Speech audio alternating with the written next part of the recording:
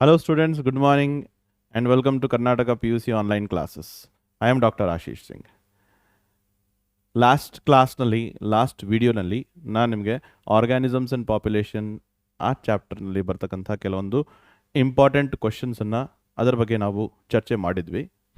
ಇವತ್ತು ಇಕಾಲಜಿಯ ಇನ್ನೊಂದು important chapter which is ecosystem. Annual ಎಕ್ಸಾಮಿನೇಷನಲ್ಲಿ ಈ ಚಾಪ್ಟರ್ನಿಂದ 5 ಮಾರ್ಕ್ ಕಾಂಟ್ರಿಬ್ಯೂಷನ್ ಇರುತ್ತೆ. ಅಂದರೆ this chapter is asked for 5 marks. ಈ ಚಾಪ್ಟರಲ್ಲಿ ಕೆಲವೊಂದು ಮುಖ್ಯವಾದಂಥ ಕ್ವಶನ್ಸ್ ಬರ್ತಕ್ಕಂಥವು ಯಾವುವು, ಅದಕ್ಕೆ ಡಿಸ್ಕ್ರಿಪ್ಟಿವ್ ಆಗಿ ಅಂದರೆ ವೆರಿ ಬ್ರೀಫ್ ಆಗಿ ನಾನು ನಿಮಗೆ ಐಡಿಯಾ ಕೊಟ್ಟಿರ್ತೇನೆ. ಯಾವ ಪ್ರಶ್ನೆಗೆ ಯಾವ ಥರ ಉತ್ತರ, ಎಷ್ಟು ಉತ್ತರದಲ್ಲಿ ಎಷ್ಟು ಎಕ್ಸಾಮಿನರ್ ಎಕ್ಸ್ಪೆಕ್ಟ್ ಮಾಡ್ತಾರೆ ಎಕ್ಸಾಮಿನೇಷನಲ್ಲಿ ಉತ್ತರ ಅಂತ ಹೇಳಿಬಿಟ್ಟು ಈ ಒಂದು ವಿಡಿಯೋದಲ್ಲಿ ನಾವು ಚರ್ಚೆ ಮಾಡೋಕ್ಕೆ ಹೋಗ್ತಾ ಇದ್ದೀವಿ. ಸೊ 5 ಮಾರ್ಕ್ಸ್, ಇದರಲ್ಲಿ 3 ಮಾರ್ಕ್ ಕ್ವಶನ್ ಒಂದು, 2 ಮಾರ್ಕ್ ಕ್ವಶನ್ ಒಂದು ಬರುವಂಥ ಸಾಧ್ಯತೆ ಇರುತ್ತೆ. ಓಕೆ, ವೆರಿ ರೇರ್ ಡೈರೆಕ್ಟ್ಲಿ ಒಂದೇ 5 ಮಾರ್ಕ್ ಕ್ವಶನ್ ಕೇಳೋದು ತುಂಬ ರೇರ್ ಕಂಡೀಷನ್ ಅಂತ ಅಂದ್ಕೊಡ್ರಿ.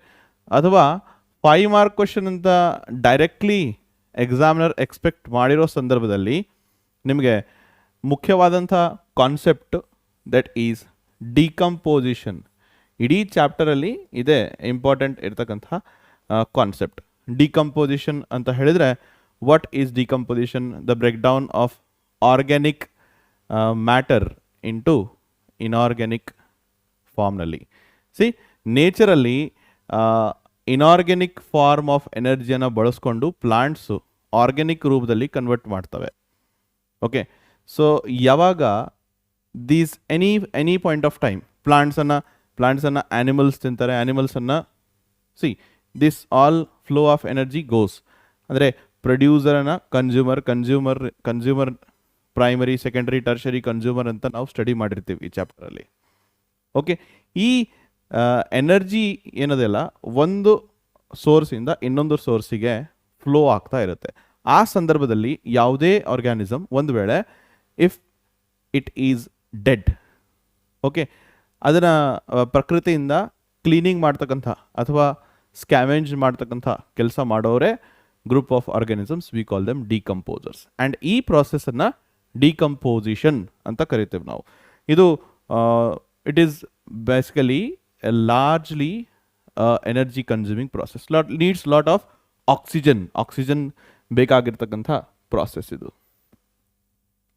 ಸೊ ಇಲ್ಲಿ ನೋಡಿ, ಕೆಲವೊಂದು ಮುಖ್ಯವಾದಂಥ ಕ್ವಶನ್ಸ್ಗಳನ್ನು ನಾನು ಇವತ್ತು ಕಲೆಕ್ಟ್ ಮಾಡಿದ್ದೇನೆ. So that is what I am going to discuss in this video, right?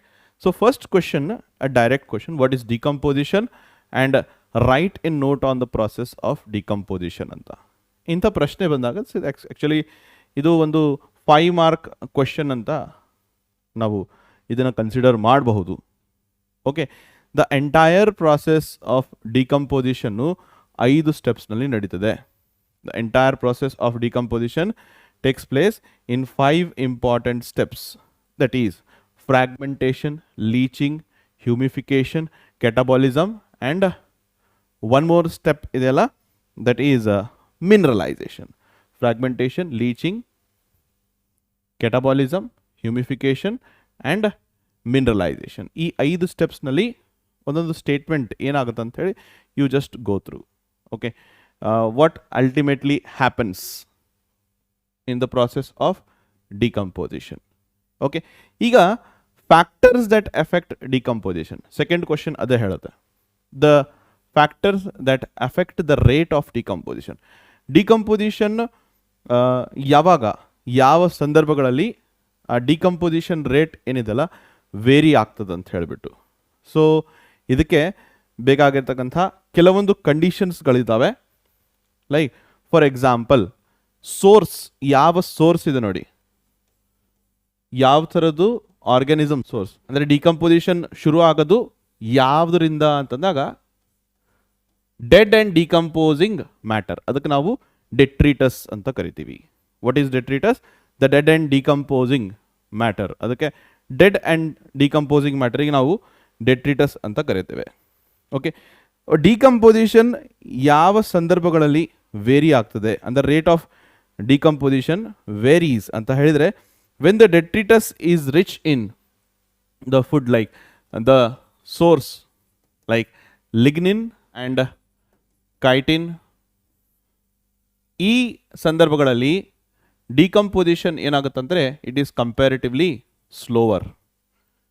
ಅದೇ ರೀತಿ ನೈಟ್ರೋಜನ್ ಆ್ಯಂಡ್ ಸಿಂಪಲ್ ಶುಗರ್ಸ್ ಇಂಥ ಸೋರ್ಸ್ ಆಫ್ ಡೆಟ್ರಿಟಸ್ ಪ್ರೆಸೆಂಟ್ ಇದ್ದಲ್ಲಿ decomposition rate is comparatively faster. ಇದು ಒಂದು ಪಾಯಿಂಟ್ ನೀವು ನಿಮ್ಮ ಆನ್ಸರಲ್ಲಿ ಮೆನ್ಷನ್ ಮಾಡ್ಬೋದು. You can expect this question for 3 marks. Okay, next point ಏನಪ್ಪ ಅಂತಂದರೆ decomposition rate also depends on the climatic factors.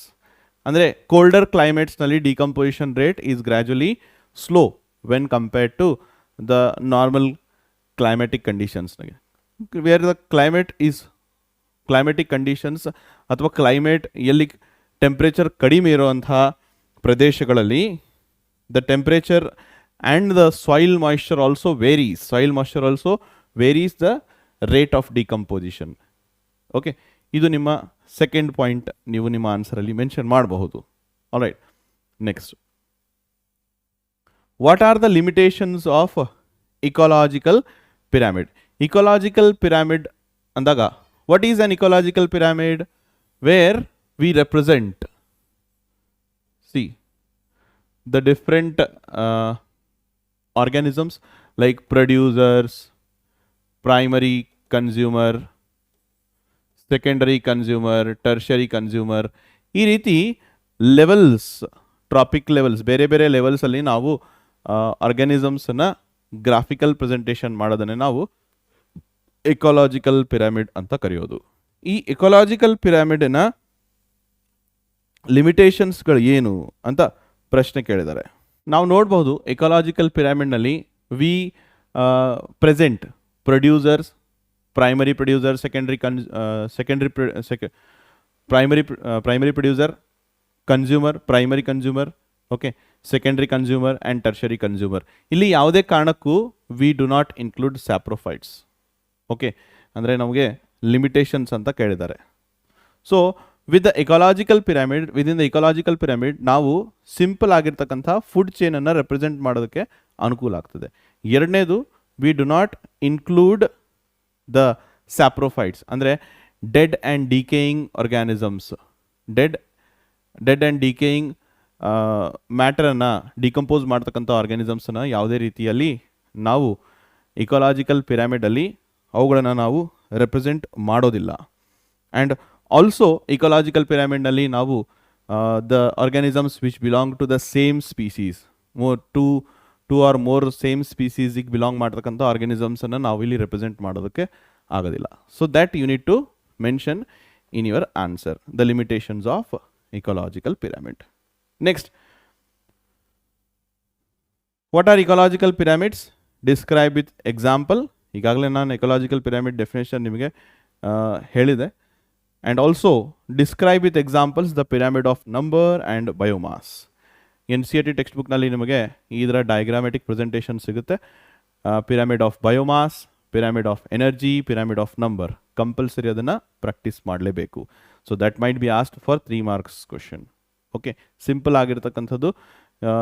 ಯಾವ ಕೇಸ್ನಲ್ಲಿ ಪ್ರೊಡ್ಯೂಸರ್, ಕನ್ಸ್ಯೂಮರ್, ಡಿಕಂಪೋಸರ್, ಯಾವ ಕೇಸ್ನಲ್ಲಿ ಪಿರಾಮಿಡ್ ಅಪ್ರೈಟ್ ಇರುತ್ತೆ, ಯಾವ ಕೇಸ್ನಲ್ಲಿ ಪಿರಾಮಿಡ್ ಇನ್ವರ್ಟೆಡ್ ಪಿರಾಮಿಡ್ ಬರ್ತದೆ, ಅದನ್ನು ಕೂಡ you have to just go through in your preparation.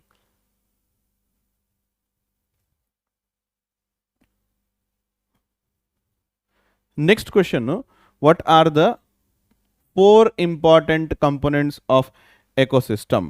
Important components of ecosystem ಅಂತ ಹೇಳಿದಾಗ you will find the productivity, decomposition, nutrient cycling and energy flow. ಇದು 4 components of any ecosystem, right? So 2 marksಗೆ ಕೇಳ್ತಕ್ಕಂಥ ಪ್ರಶ್ನೆ. Next, define productivity. What is gross primary productivity and net primary productivity? Productivity ಅಂತ ಅಂದಾಗ productivity is nothing but the amount of biomass production, the rate of biomass production, ಅದಕ್ಕೆ ನಾವು productivity ಅಂತ ಕರಿತೀವಿ. And the 2 types of productivity, ಮುಖ್ಯವಾಗಿ primary productivity and gross primary productivity and the net primary productivity. Productivity ಅಂದರೆ ಇಲ್ಲಿ ಮುಖ್ಯವಾದ role play ಮಾಡ್ತಕ್ಕಂಥವ್ರು producers, especially plants ಸನ್ಲೈಟನ್ನು ಬಳಕೆ ಮಾಡಿಕೊಂಡು ಅವು ಅಮೌಂಟ್ ಆಫ್ ಬಯೋಮಾಸ್ ಏನು ಪ್ರೊಡ್ಯೂಸ್ ಮಾಡ್ತವಲ್ಲ ಅದಕ್ಕೆ ನಾವು ಗ್ರಾಸ್ ಪ್ರೈಮರಿ ಪ್ರೊಡಕ್ಟಿವಿಟಿ ಅಂತ ಕರಿತೇವೆ. What is gross primary productivity? The amount of biomass produced by the autotrophs or we call the primary producers ಅಂತಲೇ ಹೇಳ್ಬೋದು. The rate of organic matter produced by the plants during the photosynthesis ಅದಕ್ಕೆ ನಾವು primary productivity ಅಂತ ಕರಿತೀವಿ. And net primary productivity ಅಂತ ಅಂದರೆ the amount of biomass or the energy that is the biomass that is available after the utilization of some amount of energy from this gross primary productivity. Plants ಎಷ್ಟು amount of biomass produce ಮಾಡ್ತಾವಲ್ಲ ಅದಕ್ಕೆ ನಾವು gross primary productivity ಅಂತ ಕರಿತೀವಿ during the photosynthesis.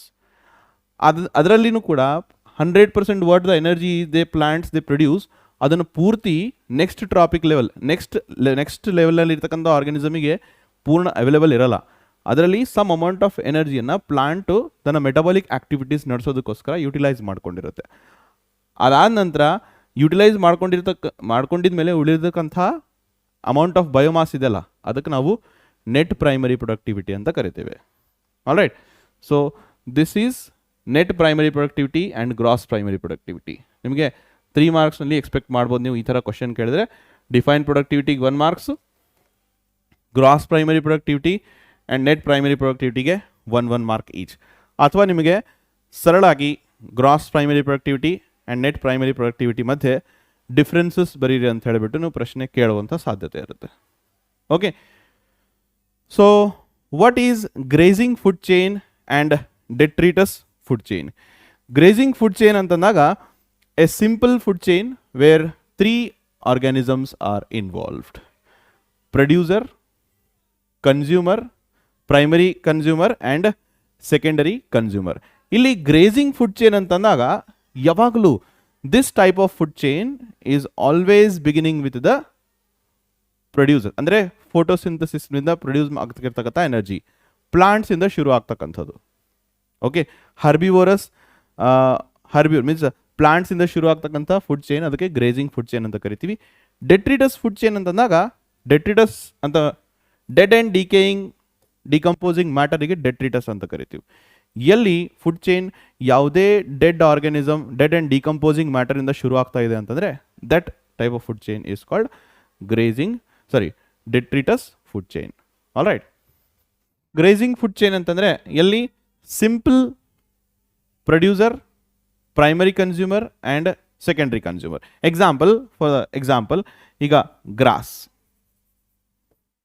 Okay, goat,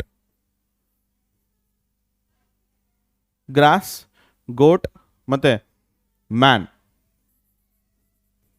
gross ಏನಾಯ್ತು ಇಲ್ಲಿ? Grass ಏನಾಯ್ತು? Producer, ಇದು primary consumer and man is the secondary consumer. ಇಲ್ಲಿ ಸಿಂಪಲ್ ಆಗಿ ದ ಸೋರ್ಸ್ ನೋಡಿ ಏನಿದೆ, that is always a herbivore. ಅಂದರೆ ಪ್ಲಾಂಟ್ ಯೂಶಲಿ ಪ್ರೆಸೆಂಟ್ ಇರುತ್ತೆ in the grazing food chain. Detritus food ಚೈನಲ್ಲಿ it is starting with always organic ಮ್ಯಾಟರಿಂದ ಶುರುವಾಗ್ತಕ್ಕಂಥ food chain that is dead organic matter ಅಂತ precisely ಹೇಳೋದು. Dead organic, ಇಲ್ಲಿನೂ organic matter ಇದೆ but living state.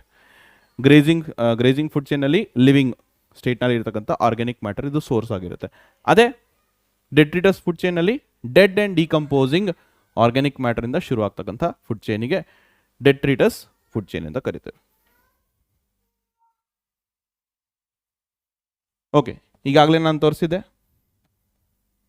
Depict a simple grazing food chain ಅಂತಂದರೆ ಇದು ನಿಮ್ಮ ಕ್ವಶನ್ ನಂಬರ್ 8 ಇಲ್ಲಿದೆ ನೋಡಿ. A simple grazing food chain. Okay, ಈಗ ಫಸ್ಟ್ನಲ್ಲಿ ನಾವು ಗ್ರಾಸ್ ಅಂತ ತಗೊಂಡ್ಬಿಟ್ಟು goat and then man. Grass is the producer here. Goat is primary consumer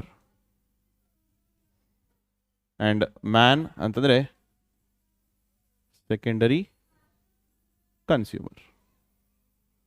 ಇದು ಆಯಿತು ನಮ್ಮ simple grazing food chain. Okay, 2 ಮಾರ್ಕ್ಸಿಗೆ ಕೇಳ್ತಕ್ಕಂಥ ಪ್ರಶ್ನೆ. Okay, next, flow of energy through various trophic levels in an ecosystem is unidirectional and non cyclic. Explain ಅಂತ ಕೇಳಿದೆ. Energy flow through various trophic levels is unidirectional and non cyclic ಅಂತ ಹೇಳ್ತಾರೆ. See, ಪ್ರೊಡ್ಯೂಸರಿಂದ primary ಕನ್ಸ್ಯೂಮರಿಗೆ ಹೋಯ್ತು, primary ಕನ್ಸ್ಯೂಮರಿಂದ secondary consumer, secondary ಕನ್ಸ್ಯೂಮರಿಂದ tertiary ಕನ್ಸ್ಯೂಮರಿಗೆ ಎನರ್ಜಿ ಒಂದೇ ಡೈರೆಕ್ಷನ್ನಲ್ಲಿ ಮಾತ್ರ ಫ್ಲೋ ಆಗ್ತಾ ಇದೆ. ಓಕೆ, ವಾಪಸ್ ಬರುವಂಥ ಯಾವುದೂ ಸಾಧ್ಯತೆ ಇಲ್ಲ. ಸೊ ಯಾಕಂತ ಹೇಳಿದರೆ the best reason you can give is, see, ಪ್ರೊಡ್ಯೂಸರ್ಸಿಂದ primary consumer, secondary consumer and tertiary ಕನ್ಸ್ಯೂಮರಿಗೆ ಎನರ್ಜಿ ಯಾವಾಗ ಒಂದು ಟ್ರಾಪಿಕ್ ಲೆವೆಲಿಂದ ಇನ್ನೊಂದು ಟ್ರಾಪಿಕ್ ಲೆವೆಲ್ಗೆ ಟ್ರಾನ್ಸ್ಫರ್ ಆಗ್ತಿರೋಂಥ ಸಂದರ್ಭದಲ್ಲಿ there will be always only 10% of the energy is transferred. ಅದಕ್ಕಾಗಿ ದ ಲಾಸ್ಟ್ ಟ್ರಾಪಿಕ್ ಲೆವೆಲ್ನಲ್ಲಿ, ಅಂದರೆ the top trophic level, top organism ಯಾವುದಿರುತ್ತೆ ಅಂದರೆ ಪ್ರೈಮರಿ, ಸೆಕೆಂಡರಿ ಆ್ಯಂಡ್ ಟರ್ಷರಿ ಕನ್ಸ್ಯೂಮರಿಗೆ ಅವೈಲೇಬಲ್ ಆಗ್ತಕ್ಕಂಥ energy it is just a peanut. ಯಾವುದು ಇನಿಷಿಯಲಿ ಎಷ್ಟು energy produce means biomass ಆಗಿಲ್ಲ ಎನರ್ಜಿ ಏನು ಪ್ರೆಸೆಂಟ್ ಇರುತ್ತೆ, ಇಲ್ಲಿ ರೀಚ್ ಆಗೋ ತನಕ energy will be very much low, comparatively very much low. ಅದಕ್ಕಾಗಿಯೇ energy flows only in one direction. ಅದಕ್ಕಾಗಿಯೇ there is no chance of energy ಇಲ್ಲಿ ವಾಪಸ್ ಯೂನಿಡೈರೆಕ್ಷನ್ನೇ ಆಗಿರ್ತದೆ, ವಾಪಸ್ ಬೈ ಡೈರೆಕ್ಷನ್ ಇರಲಿಕ್ಕೆ ಸಾಧ್ಯತೆ ಇಲ್ಲ. So what possible answer you can write for this question is the energy that is obtained from the primary producers is passed on to the successive tropic levels in the food chain, where energy transfer in the food chain follows the 10% law of energy. So adakagi energy flow in the food chain is always unidirectional. This would be a probable answer. Okay. All right. So ಇದು ಆಗಿತ್ತು ಕೆಲವೊಂದು questions what are important to be discussed from the chapter ecosystem. ಸಾಧ್ಯವಾದಷ್ಟು I have try to put it and describe in a very descriptive form for what question, ಏನು probable answer ನೀವು ಬರಿಬೇಕು ಅಂತ ಹೇಳಿಬಿಟ್ಟು. So hope you have followed. So I will see you in the another video with one more ಚಾಪ್ಟರ್ನಲ್ಲಿ ಬರ್ತಕ್ಕಂಥ important ಕ್ವೆಶನ್ಸನ್ನು ತೊಗೊಂಡು ಬಂದುಬಿಟ್ಟು ನಿಮ್ಮ ಮುಂದೆ ಹಾಜರಾಗ್ತೇನೆ. ಸೊ ಆದಷ್ಟು ಮ್ಯಾಕ್ಸಿಮಮ್ ಕಂಟೆಂಟ್ ಚೆನ್ನಾಗಿ ಅನಿಸಿದರೆ ಮ್ಯಾಕ್ಸಿಮಮ್ ಜನ ಜೊತೆ ಶೇರ್ ಮಾಡಿ, ವಿಡಿಯೋನ ಲೈಕ್ ಮಾಡೋದು ಮರಿಬೇಡಿ ಆ್ಯಂಡ್ ಸಬ್ಸ್ಕ್ರೈಬ್ ಬಟನನ್ನು ಪ್ರೆಸ್ ಮಾಡೋದನ್ನು ಯಾವಾಗಲೂ ಮರಿಬೇಡಿ. ಆ್ಯಂಡ್ ಪಕ್ಕದಲ್ಲಿ ಇರ್ತಕ್ಕಂಥ ಬೆಲ್ ಐಕಾನನ್ನು ಕಂಪಲ್ಸರಿ ಪ್ರೆಸ್ ಮಾಡಬೇಕು, ಸಚ್ ದ್ಯಾಟ್ ನೀವು ಫಸ್ಟ್ ಟೈಮ್ ನಮ್ಮ ವಿಡಿಯೋ ನೋಡ್ತಾ ಇದ್ದೀರಿ ಅಂದರೆ ಚಾನಲ್ನ ಸಬ್ಸ್ಕ್ರೈಬ್ ಮಾಡಿ ಬೆಲ್ ಬಟನನ್ನು ಪ್ರೆಸ್ ಮಾಡಿದಾಗ ನಾವು ಅಪ್ಲೋಡ್ ಮಾಡ್ತಕ್ಕಂಥ ವಿಡಿಯೋಸ್ಗಳೆಲ್ಲ ನಿಮಗೆ immediately as a notification available ಆಗ್ತವೆ, such that you don't miss any videos in future. So that's all in this video. See you in the next class. Until then, keep learning. All the best.